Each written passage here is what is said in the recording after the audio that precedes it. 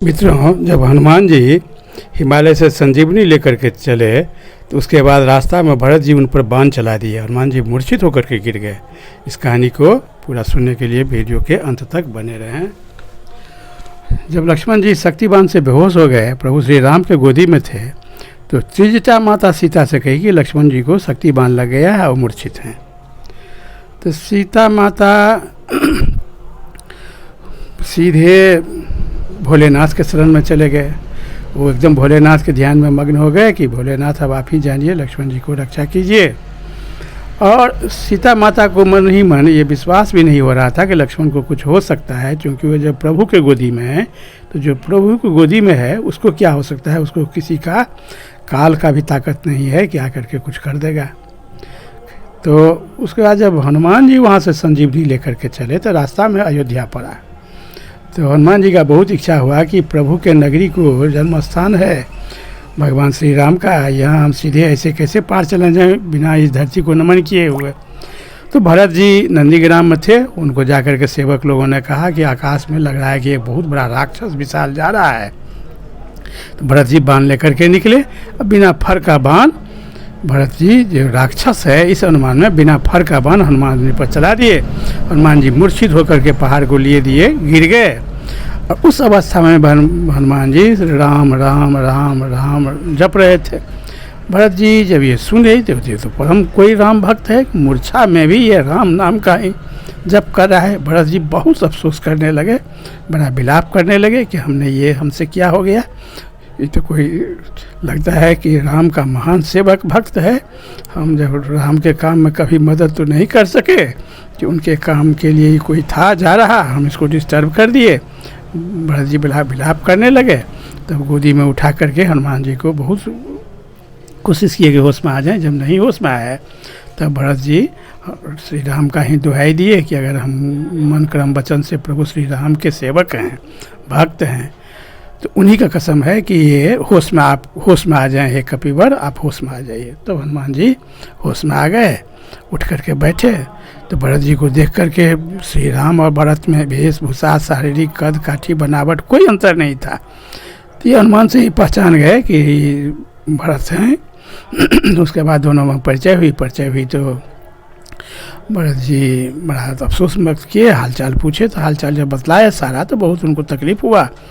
तो भरत जी थोड़ा सा रोष में आए कि हनुमान, सूर्य को इतना ताकत नहीं है कि जो जब तक लक्ष्मण ठीक नहीं होगा तब तक सूर्योदय हो जाए, और काल को भी इतना ताकत नहीं है। तुम हमारे बाण पर बैठो और हम तुमको एक ही बाण में यहाँ से प्रभु के पास तुरंत पहुँचाते हैं।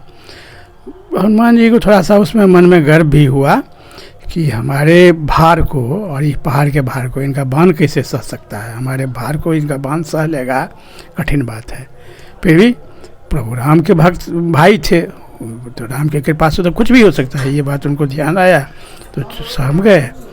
तब कहेगी नहीं, प्रभु राम का हम पर में इतना कृपा है कि हम उनका नाम लेते ही हमारा सब काम आसानी से हो जाता है। आप केवल हमको आज्ञा दीजिए, हमको आपके बाण पर जाने की जरूरत नहीं है, केवल आज्ञा दीजिए, हम तुरंत पहुँच जाएंगे। तो वही हुआ, भरत जी उनको आज्ञा दिए। तब हनुमान जी पहाड़ को लेकर के वहाँ से फिर उड़े, प्रभु श्री राम के पास आए। राम के पास जब आ गए तब वैदराज थे ही वहाँ पर। सुग्रीव महाराज संजीवनी का पेड़ देख करके दौड़कर तोड़ने के लिए जाने लगे। तो वैद्य जी रोक दिए कि नहीं सुग्रीव महाराज, ऐसा ही जड़ी बूटी ऐसे फलदायी नहीं होता है, आप चुपचाप रहिए। तब वो जा करके उनका विनती किए जड़ी बूटी के पहाड़ के पेड़ को, और विनती करके वह जड़ी बूटी उसमें से लिए, लक्ष्मण जी को उसको पीस करके पिलाए। लक्ष्मण जी तुरंत होश में आ गए। पीते ही उनका सारा कष्ट दूर गया, उनका वो बर्छी जो था लगा हुआ वो सब निकल गया, सारा कष्ट दूर हो गया, सब ठीक ठाक हो गया। और उस शरीर से सारा खून निकल गया था।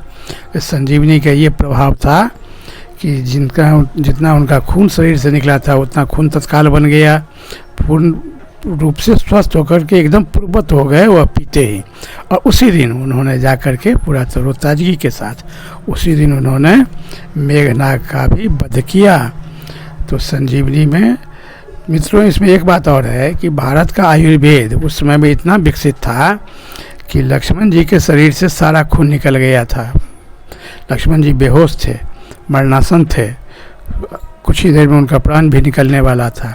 और जड़ी बूटी का इतना ताकत था कि सारा खून बन गया, इनका कोई घाव घोष नहीं रहा, सारा घाव छूट गया। पीते ही शरीर का सारा घाव छूट गया, सारा खून बन गया, एकदम तरोताज़ा पहले ऐसे हो गए। और तत्काल रणभूमि में जाकर के उसी दिन मेघनाद का वध किए। तो उस समय में भारत का आयुर्वेद भी बहुत ही समृद्ध था। आजकल लोग तो आयुर्वेद यहाँ विलुप्त हो गया है, उस दिन में आयुर्वेद भी बहुत समृद्ध था। ये भी बात हमको इससे शिक्षा मिलती है, इसका भी पता चलता है। तो अब आगे फिर वहाँ से लक्ष्मण जी फिर लड़ाई करने के लिए जाएंगे। तब लड़ाई करने में मेघनाद को कैसे वध किए उस दिन फिर ये कहानी सुनने के लिए पुनः अगले वीडियो की प्रतीक्षा कीजिए। बहुत बहुत